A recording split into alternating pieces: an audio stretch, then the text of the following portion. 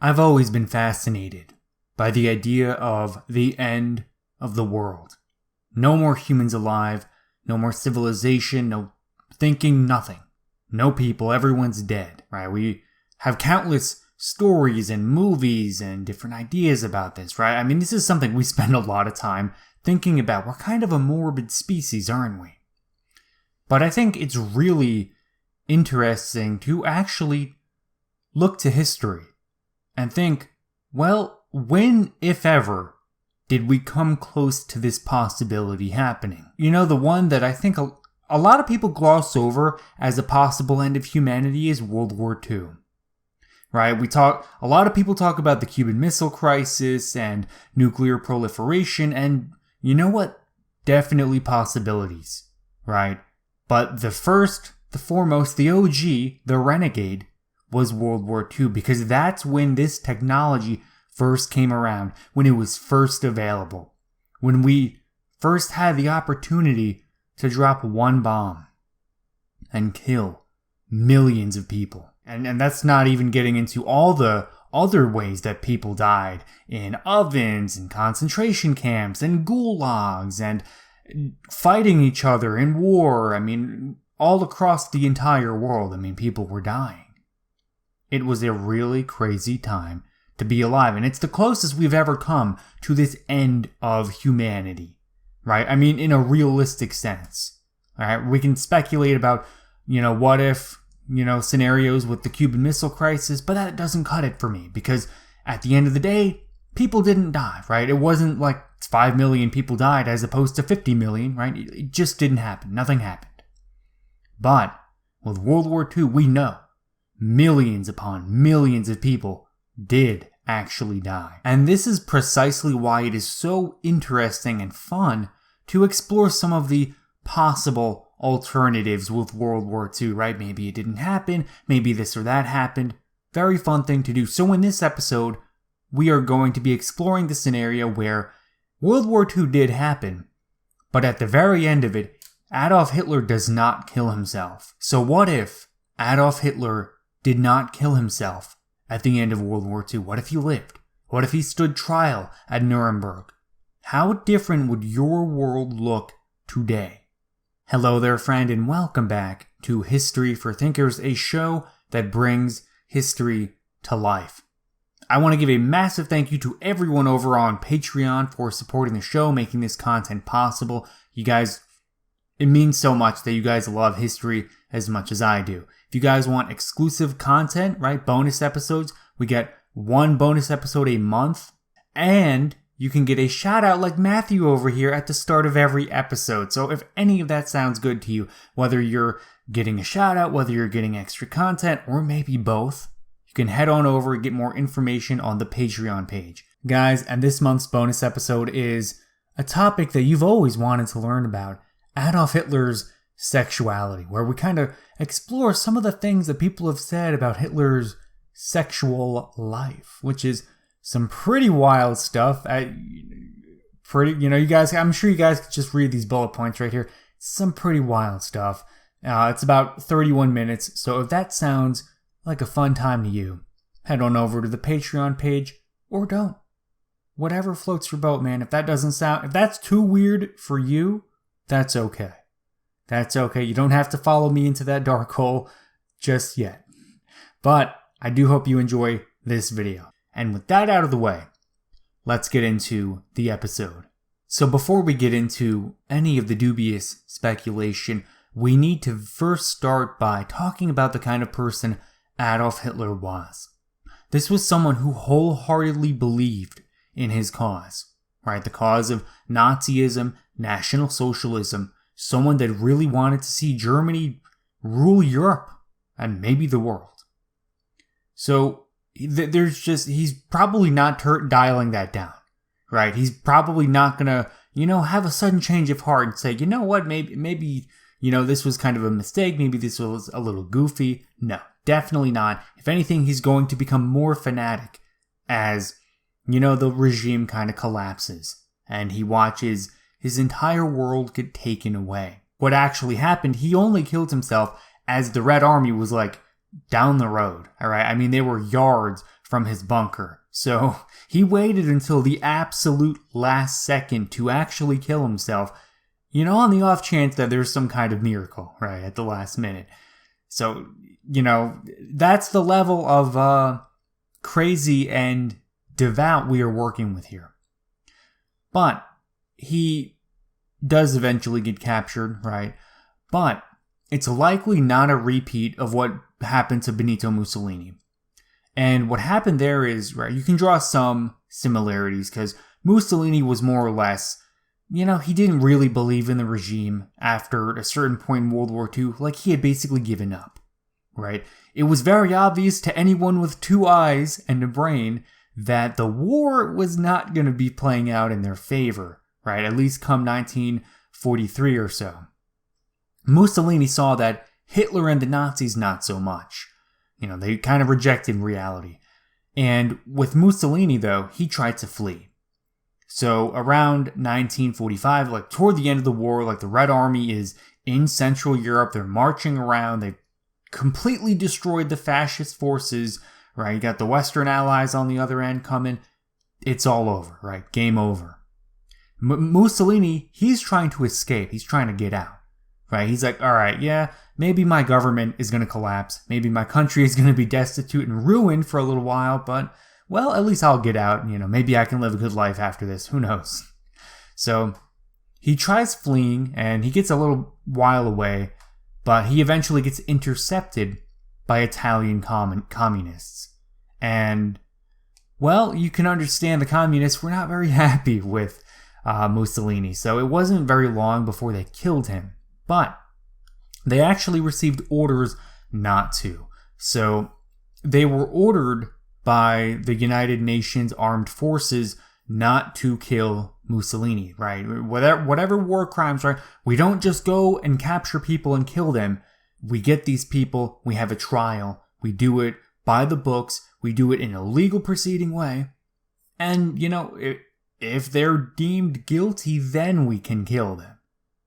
But the communists were not too keen on that one. And, to an extent, I can understand why. Right? You gotta imagine being an Italian communist or anyone that was even left-leaning during the fascist regime, right? You're being discriminated against. There's a good chance you end up in jail. You're basically not allowed to have any political opinion. It's important to note, actually, that it was nowhere near as bad as it was in Germany, right? Germany was much more intense on their persecution of people that were dissenters, people that were left-wing, people that were, socialist sympathizers or whatever. Almost all those people were sent to the concentration camp. And this is where we get to one important difference and why I don't think what happened to Mussolini happens to Hitler. So Hitler and his regime, they were hardcore, right? Anyone that was deemed a possible threat, right? Someone that was a socialist sympathizer, even mildly left-leaning, they were sent to the concentration camp. They were killed, right? And those concentration camps are all the way over in Poland, right? They're probably not going to be getting free and, killing Hitler anytime soon. But it wasn't really like that in Italy. You see, Mussolini was very, I don't want to say a moderate person, but moderate in comparison to Hitler.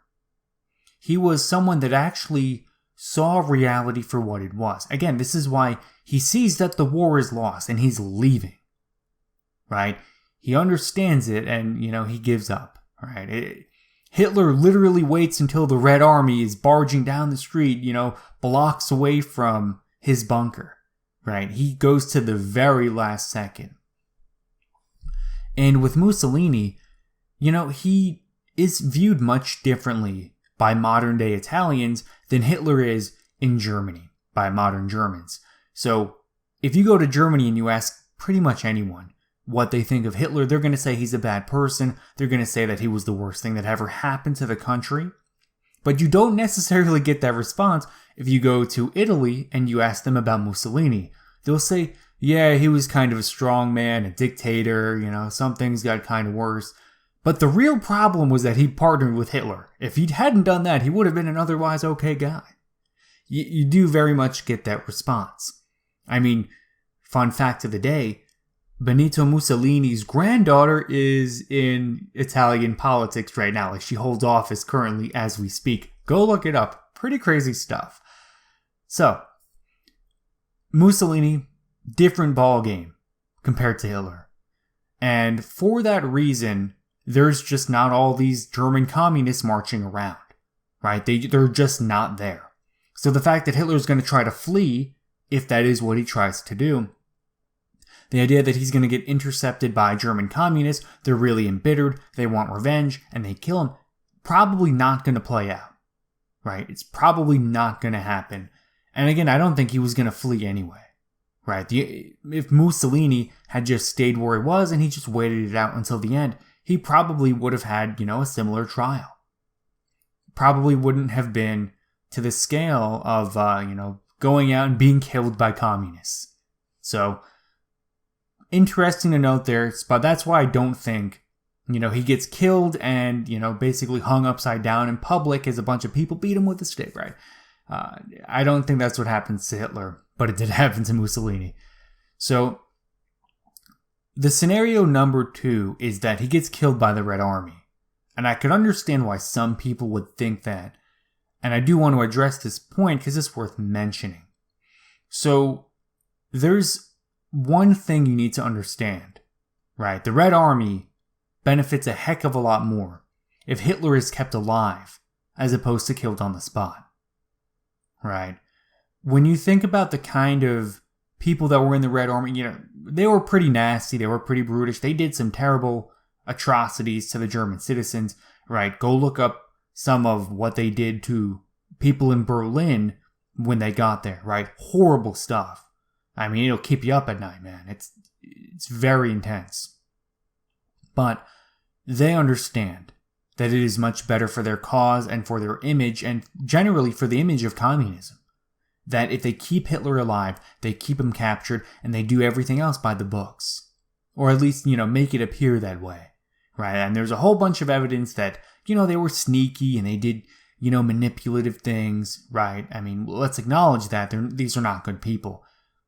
But they probably don't kill Hitler on the spot, right? There were a whole bunch of other high-ranking Nazis that they didn't kill on the spot. They captured them, they brought them in for a trial, and they did things by the books. Because, there would have been significant pushback from the Western Allies if they just went in guns blazing, right? Because the Western Allies, for all the faults that they have, they didn't want to kill people unnecessarily. They didn't want to see citizens and civilians being tortured and killed and harassed and what else. So the most likely scenario here is that Hitler doesn't commit suicide, right? Playing on that. And he lives, he gets captured by the Red Army, and then he has to stand trial at Nuremberg like all the other high-ranking Nazis. Okay, so Hitler is alive. It's 1945. The war is over. Now we're standing trial at Nuremberg. So as this is going on, we need to understand Hitler has a martyr complex. So if you don't know what that is, it's more or less where someone avoids taking responsibility for their own faults, their own shortcomings, for, in order to make themselves appear to be persecuted, right? They want people to think that they are being wrongfully persecuted or harmed or wronged in some way. And part of the reason that Hitler was such a popular figure in Germany is because he embodied the collective martyr complex of Germany, right? So the Germans, historically speaking, had, they had kind of been pretty dominant in a lot of ways, right? They dominated European politics for a very long time, and understandably so. Not only did they have some of, the largest populations in Europe, but they also had some of the most powerful countries, right? But they weren't always united, right? I mean, Prussians and Austrians, they were fighting each other for a very long time. They were all connected in this weird thing called the Holy Roman Empire, where they were only loosely connected and it was just a dumpster fire. But after they were unified, they finally had this shared sense of, okay, You're a German, I'm a German, we're all Germans. And, well, things were going pretty well until World War I happened, right?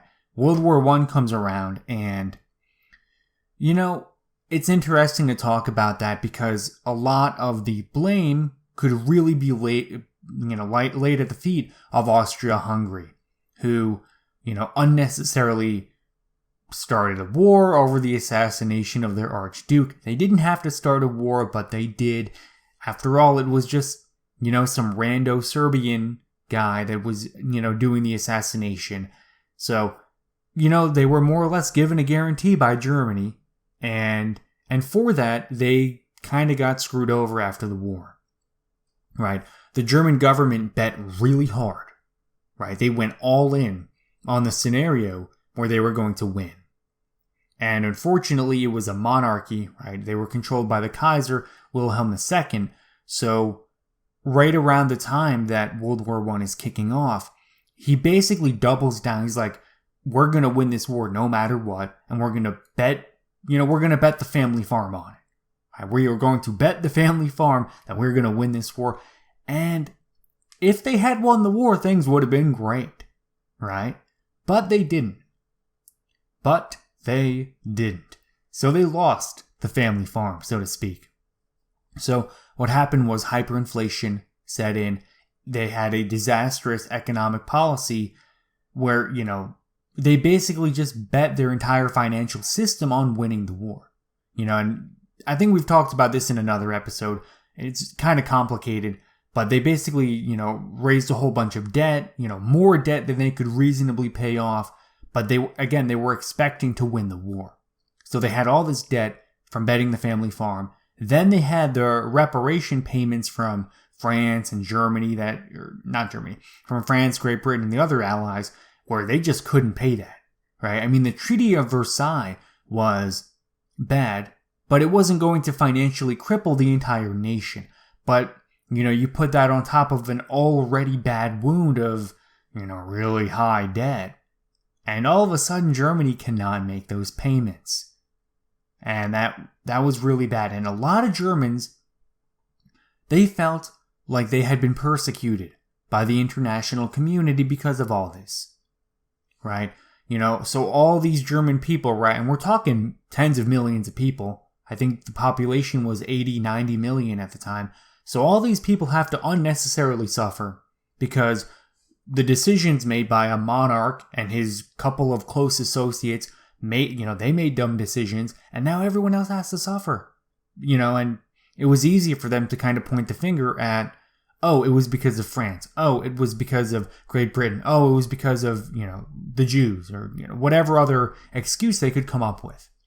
So it was really a way of them not taking responsibility and saying, oh, hey, our monarch, our Kaiser made a dumb decision and we got screwed over, but we can come back from that. They didn't want to do that. One of the things you can really note about, people that are very nationalistic and patriotic, they don't want to admit the faults of their own country. So, it's just understandable to see why this kind of went hand in hand with German nationalism at the time. They don't want to take responsibility. Oh, hey, our Kaiser was stupid. And that's why we're now poor and in a lot of debt. No one wants to say that, right? You want to say, our country is being persecuted by all these non-Germans, right? And it just rallies people much better. And Hitler would have just doubled down on this martyr complex that the Germans had, right? Not just as him as an individual being persecuted, but as the entire nation, right? And I think there's a quote from Carl Jung, who wrote about Hitler being, not even a person, almost, right? It's like you're speaking to someone that is, has somehow internalized the idea that they are the nation, right? And Hitler was, far beyond that point. I mean, he was just crazy, right? Pretty nutty case here. So he would have gotten up there, he would have been at Nuremberg, he would have gotten up to his podium, and he would have said, we're being persecuted. by the international community. We didn't want war. We didn't want this. We didn't want to hurt any of these people. We didn't want to commit war crimes, but we had to. Right? He just would have gotten up there and he would have argued the party cause. And part of the reason that is kind of interesting is because he was really good at making these arguments, right? It wasn't very difficult for him to attain power because he was just really good at convincing people. He was a good salesman. He could get you to support this military dictatorship that literally killed people, right? I mean, literally burned people and gassed people and all these horrible things. He got millions of people in the country to stand behind that and make excuses for it and support it and pay taxes to it. He was really good at selling that. So the fact that, if he had lived, if he had gotten up there at Nuremberg and argued the party cause, argued international persecution, argued, whatever he would have come up with, he would have done a really good job. He would have done a really good job. And, it kind of would have stuck to an extent. Anyone that was, mildly sympathetic to his cause, anyone that was a fascist or, even people that were generally right-leaning, they could have been susceptible to being taken in. And part of the reason I feel secure in, thinking that this is what he would have done is because he's done this before. Right? This is one of those weird scenarios where we have historical precedent. So, when he was first growing the Nazi Party, it was a small, radical party that was relegated to Munich, right? Which is the capital of Bavaria. And instead of trying to, win popularity with the entire country, they simply decided that they were going to overthrow the Munich government and they were going to control Bavaria, turn it into this fascist ethno-state that they wanted, and then they were going to challenge the Berlin government from there and do it that way. Well, this overthrow never took place, right? They never took power in Bavaria. They were stopped and pretty easily. And during the trial for that entire situation, he made some pretty convincing points, right? At the Beer Hall Putsch trial, he more or less became a celebrity in Germany. He'd argued all these really popular talking points. And again, it all goes back to, this collective martyr complex. It was much different given the circumstances, but he was really challenging this democratic system. He was challenging the government that basically sold out the people, the government that surrendered even though they could have won on the battlefield, but for a whole bunch of other reasons, the government had to give up, right? Civilians were starving from the British blockade, and that's a whole thing we can talk about another time. Too off base here. But getting back to this Beer Hall Putsch trial, he's done this all before. He's done it all before, and he was really successful at it. I mean, really good at this. This is kind of where he really shined. He was really good at speaking. He was really convincing. He was good at pulling out those one-liners. And then those one-liners became the headlines of newspapers. And then people wrote about it. And then the word got out. And then he became a celebrity. And then when he, got into politics after he was released from prison, all of a sudden, well, people know who he is. Oh, he's out of prison. Oh, I'm going to vote for him. So that is kind of the way he would have done it. And I don't know, how big that could have changed the outcome of history, but I think it could have been significant, right? It really could have been convincing for fascists and Nazis, and then even after the regime fell, for neo-Nazis, right? This could have been a really powerful thing. I mean, today, thankfully, we live in a world where, neo-Nazis and fascists and, these other far-right people, they're kind of relegated to the dustbins, right? No one really takes them seriously. No one pays attention what they have to say. And, maybe if Hitler had lived and Hitler had done all this, maybe they are taken more seriously. Maybe they gain more cultural ground. Maybe they are relevant, right? We just don't know. And if that's the case, maybe they take hold somewhere in the world, right? Who knows? History is really complex. We can only speculate so far before we just way off track. But maybe this or that country becomes a fascist dictatorship, following in Hitler's image, because their people were inspired by the speech he gave at Nuremberg, and then he was killed, right? Who knows? The only thing that I can say definitively is that he would have played his hand really well, and he would have been really convincing, and that would have been really good for people that are on that extreme fringe right. And he would have sowed the seeds for future Nazis, right? That's more or less what he would have done. This is exactly case in point what he would have done at this trial if it had happened. And not only would it have made Nazism and fascism more culturally significant, not only today, but throughout the entire Cold War period and a long time into the future, but it would have made the denazification process so much more difficult, right? So denazification happened after World War II. The Allies come in and they're like, all right, well, we're going to control Germany for a little while because they cannot control themselves, and we're going to try to tone things down. So the Allies came in, they rewrote some of their history books, they changed a lot of cultural norms, and they changed a lot of the institutions that ran everyone's lives, and they made it much less Nazi-like, right? They denazified Germany. And let's understand, this was already a difficult process, but if Hitler had rallied, right, and he had made a really impactful speech at Nuremberg, all these, people that were opposed to denazification, the Nazis in Germany, they would have put up much more of a fight.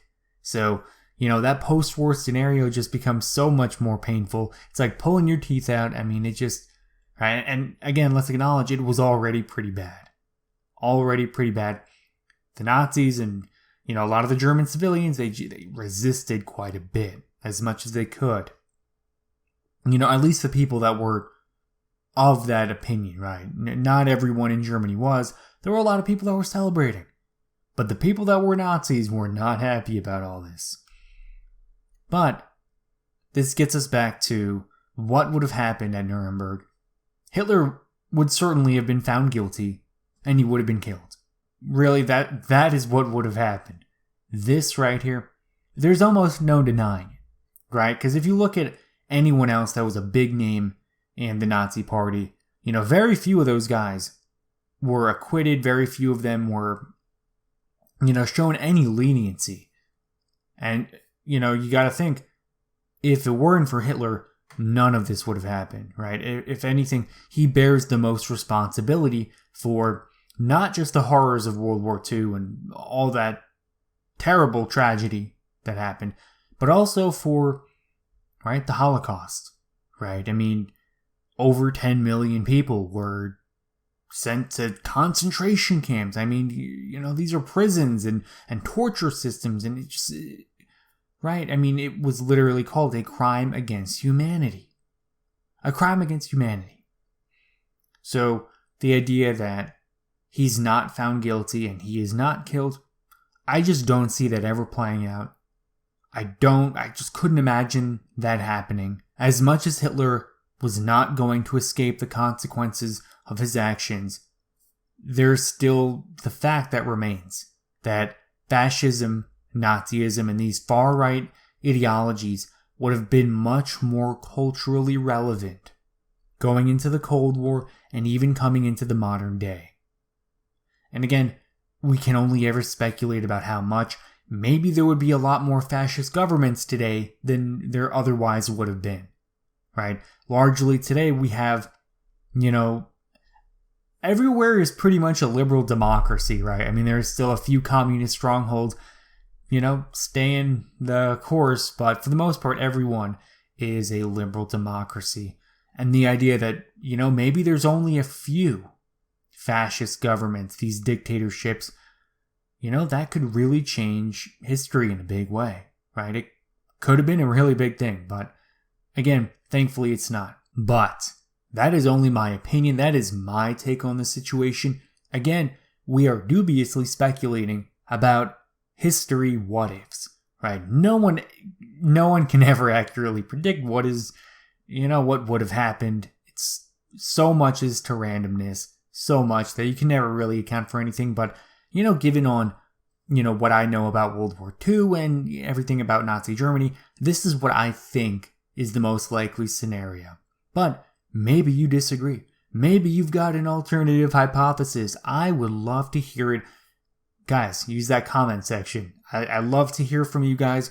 You guys are actually such a thoughtful fan base, right? I mean, even if we don't agree on every little thing, I mean, I've even got some people that, have got some pretty far out opinions in the comment section, but as long as you guys do so respectfully, I don't care what your views are, just keep things respectful and, let me know what your opinions are. Let me know. Maybe you think that I'm totally off base here, right? I'm okay with you calling me out, right? Call me stupid, right?